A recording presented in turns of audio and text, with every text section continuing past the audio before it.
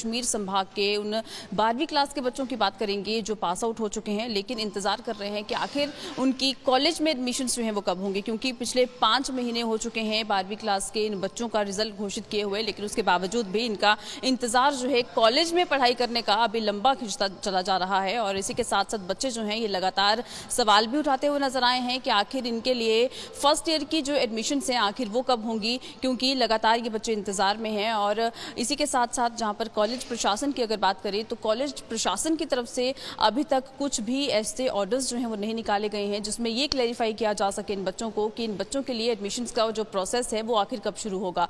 और इसी के साथ साथ अब ये बच्चे जो हैं लगातार सवाल उठाते हुए भी नजर आ रहे हैं, क्योंकि मई का महीना जो है वो भी अब शुरू हो चुका है, लेकिन अभी तक भी कॉलेज या फिर यूनिवर्सिटीज़ की अगर हम बात करें तो उनकी तरफ से कोई भी ऐसे ऑर्डर्स जो हैं या फिर बात करें अगर कोई भी ऐसा दिशा निर्देश जो है वो नहीं दिया गया है, या फिर बच्चों को कोई ऐसी नोटिफिकेशंस जो है वो दी जाए जिसमें एटलीस्ट ये मेंशन किया जाए कि इनके लिए जो ये प्रोसेस है, जो यहाँ पर नई एडमिशन्स का जो प्रोसेस है वो कब शुरू होगा। और इसी के साथ क्लास 12th के ये जो बच्चे जो पास आउट होकर अभी तक पिछले 4 से 5 महीने से अपने घरों में बैठे हैं, ये अभी जो इंतज़ार कर रहे हैं, इनका अभी ये कहना है कि इनकी जो आगे की जो पढ़ाई है वो किस तरह से डिले हो रही है। लगातार कोविड काल में भी इन्होंने देखा कि किस तरह से इनकी पढ़ाई पर जो है लगातार असर देखने को मिला था, लेकिन उसके बावजूद भी एजुकेशन डिपार्टमेंट की तरफ से जिस तरह से बड़े बड़े दावे जो हैं वो किए जाते हैं कि इनके लिए कुछ ना कुछ कदम जो है वो ज़रूर उठाया जाएगा, इनकी पढ़ाई पर किसी तरह का असर जो है वो नहीं होगा, लेकिन वो असर जो है लगातार यहाँ पर पड़ रहा है।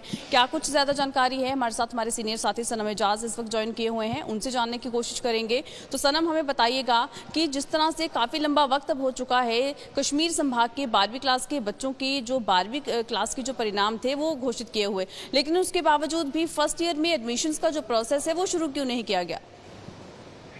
देखिए, फर्स्ट ईयर का बच्चों का एडमिशन अभी शुरू नहीं हुआ है।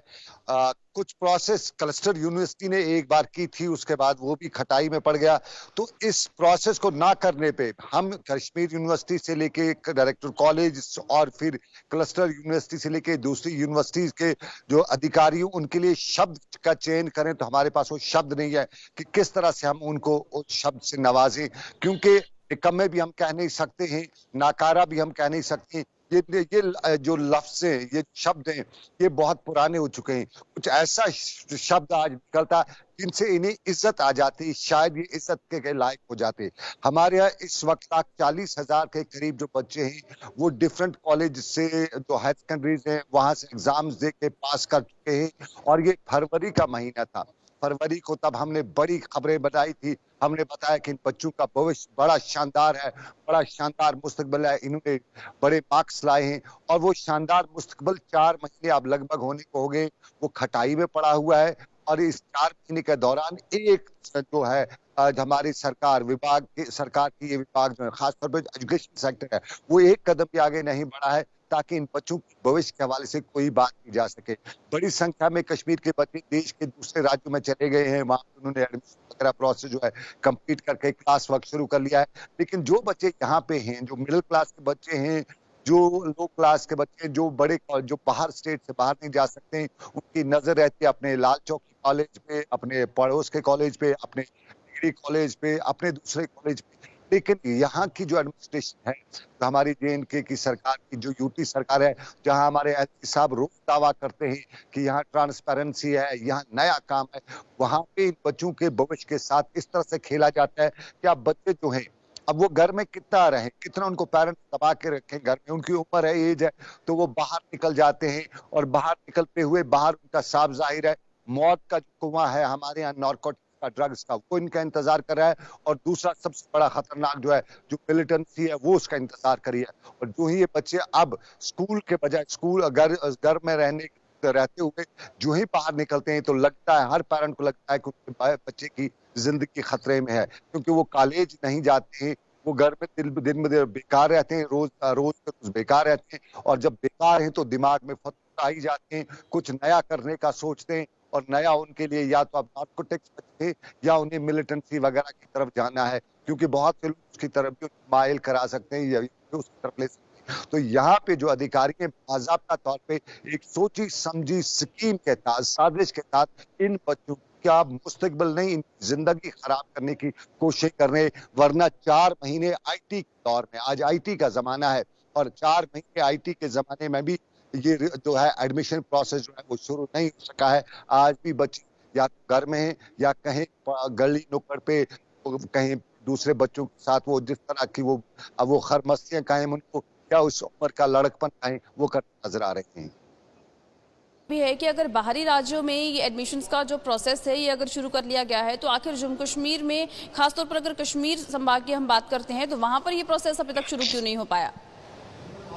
देखिए वही तो बदकिस्मती है। इससे बड़ी बदकिस्मती और क्या हो सकेगी कि यहाँ पे एक जो हमारे अधिकारी हैं 3-3 लाख रुपए महीने की तनख्वाह लेते हैं। यूनिवर्सिटी में तो 4-5 लाख रुपए की तनख्वाह है, उसके बदले में उन्हें काम करना है। लेकिन सरकार कहती है काम काम काम, ये सरकार कहती है। लेकिन काम की मिसाल आपके सामने है कि हमारे यहाँ बच्चों का एडमिशन प्रोसेस नहीं हो सका है। वरना यहाँ आईटी का जमाना है। आईटी के जमाने में 2 आदमी को एंट्री करनी है, कंप्यूटर सब कुछ करके दे देगा।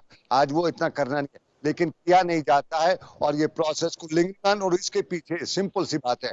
अगर मैं एज ए कश्मीरी बात कहूं तो मुझे साजिश लगती है बच्चों का फ्यूचर जो है ये नारकोटिक्स की तरफ धकेलने की। क्योंकि बच्चे जब बेकार हो जाएंगे तो बाहर निकलते हैं तो उनकी वो सोहबत जो है वो गलत लोगों के साथ हो जाती है। जब गलत उनकी सोहबत हो जाती है तो वो नारकोटिक्स से दूसरे मुसीबतों में पड़ जाते हैं। और ये एक बाज़ाब्ता तौर पे इसमें यूनिवर्सिटी इन्वॉल्व है, इसमें डायरेक्टर जो हमारे कॉलेज अधिकारी वो इन्वॉल्व है। कहीं ना कहीं इसके पीछे बड़ी कहानी की है।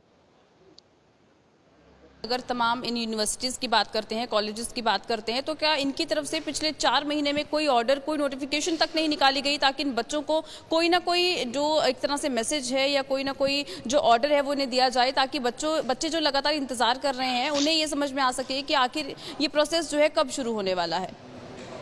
देखिए इस पे कश्मीर यूनिवर्सिटी ने कभी बात नहीं की। दूसरी जो यूनिवर्सिटियों ने बात की, क्लस्टर यूनिवर्सिटी ने एक बार एक नोटिफिकेशन निकाली थी कुछ स्ट्रीम्स में एडमिशन की।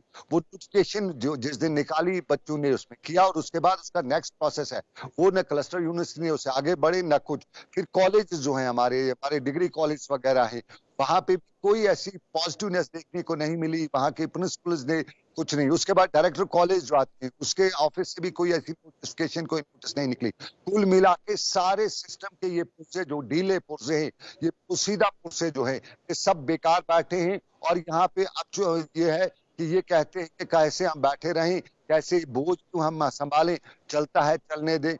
किसी के अपने बच्चे बाहर पढ़ते हैं, गरीब के बच्चे को यहाँ परेशानी होती है। बिल्कुल, चलिए सनम, बहुत शुक्रिया हमें तमाम जानकारी देने के लिए। तो बच्चों का ये सवाल जो है लगातार जायज़ बना हुआ है, लेकिन इसी के साथ साथ अब देखना ही होगा कि आखिर यूनिवर्सिटी प्रशासन या फिर कॉलेज प्रशासन जो है तमाम कश्मीर संभाग के, वो अब किस तरह से इस पर जो है अपनी बात जो है रखते हैं और क्या कुछ ऑर्डर्स या फिर क्या कुछ नोटिफिकेशन जो है वो निकाली जाती है।